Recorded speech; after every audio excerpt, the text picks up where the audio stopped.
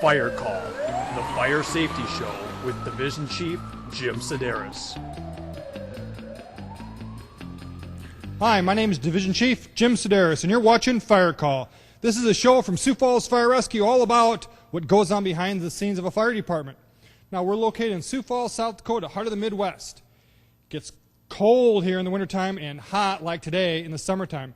We're going to talk about a whole lot of things today, but we've got to answer some of your questions. Now, when you email me a question and I answer it, I'm going to send you a t-shirt, your very own Sioux Falls Fire Rescue t-shirt. So let's get right to these questions because there are some pretty good questions this month.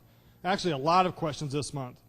First question is, this is from Jamie. Jamie lives in Sioux Falls, South Dakota. And the question is, when the alarm goes off, about how long does it take to leave the firehouse? Hey, this is a pretty critical thing, Jamie. When that tone goes off, when the alarms go off, we want to be out as fast as possible. And we time that. We're just like a NASCAR pit crew. Everything from where the gear is kept to the way our buildings are designed to get us out as fast as we can. Our time, we try and get up and out within 1 minute. Now that's a 24-hour time, so if you're at home at bed at 2 in the morning and someone flips on your lights and gives you an address and tells you what the emergency is, we would expect you to be able to get fully dressed, down the truck, start the truck, and be rolling in 1 minute. And we time that, and that's what our goal is. And we keep pretty close to that. So, Jamie, I hope that one answers your question, and that'll give you something to think about when you're in the dead of winter, when you're trying to get up and get going. This question is kind of a neat question. It comes from Clinton. Clinton lives in, holy smokes, I don't even know how to say this, Havre de Grace, Maryland. And what Clinton wants to know is how many firefighters ride on each fire truck. Great question. Varies all over the country. What we do here in Sioux Falls is on our engine companies and our ladder trucks, we run 4 people on each truck. Now there's a reason for that. Every person on a fire apparatus has a job.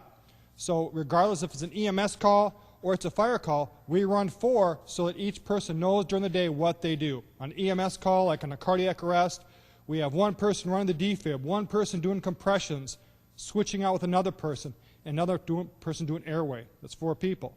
On a fire, we have 1 person in command, 1 person running the truck, another person securing the hydrant, another person pulling that first pre-connect, that first line out, getting that fire ready. So that's why we run with 4. Your department might be different, but we're sure happy with 4, and we like it that way.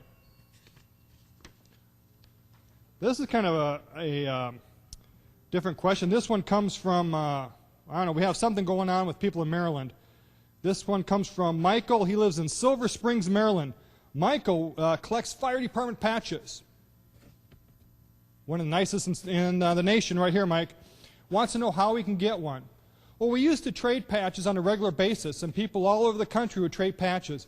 But since 9/11, things have really changed, and most departments now are really kind of clamping down and giving out their patches, simply because when your department gets to be about 200 people, sometimes you don't recognize everybody. So someone could put on your department patch and show up at a fire scene, show up at a station, you really want to know who they are.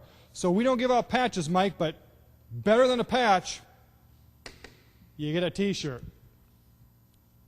And our last question for, and this is going to kind of kick off into part of the show. This one comes from Jack. Jack lives in Sioux Falls, wants to know what the difference is between a hazardous material call and a normal fire call.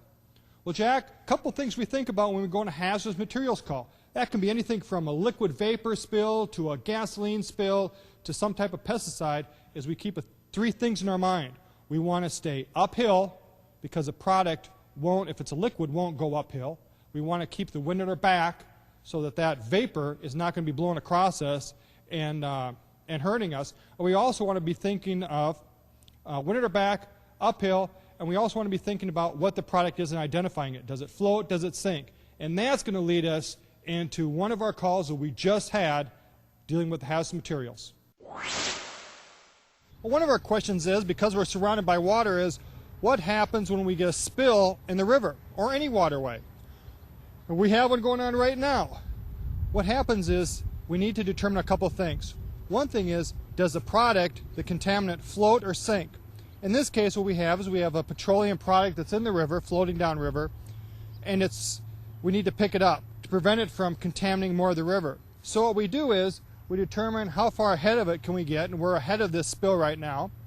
And then what we'll do is we'll put a boom across. These are called booms, and they're an absorbent material. And all this is it's just it's like a big sock filled up with absorbent material, and we'll stretch this across the river or any waterway.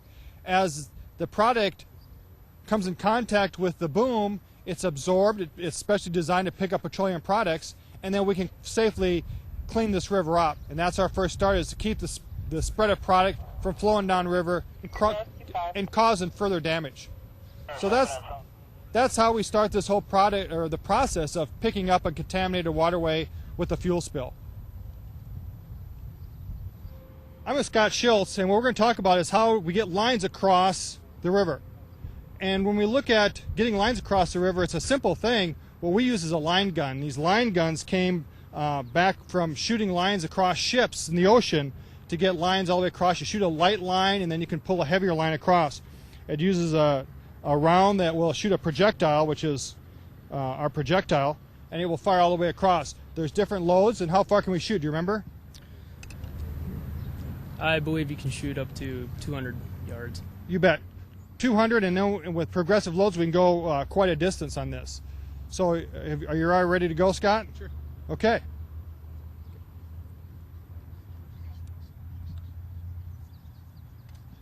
As he loads this, we want to make sure that everyone's safe across the other side. He loads it, and inside that cartridge is a long line, a lightweight line that will shoot out, and as that goes across, then we can pull a heavier line with it. So we're always trying to be safe. We want to make sure that there's no one downrange, because it's going to shoot that brass projectile all the way across.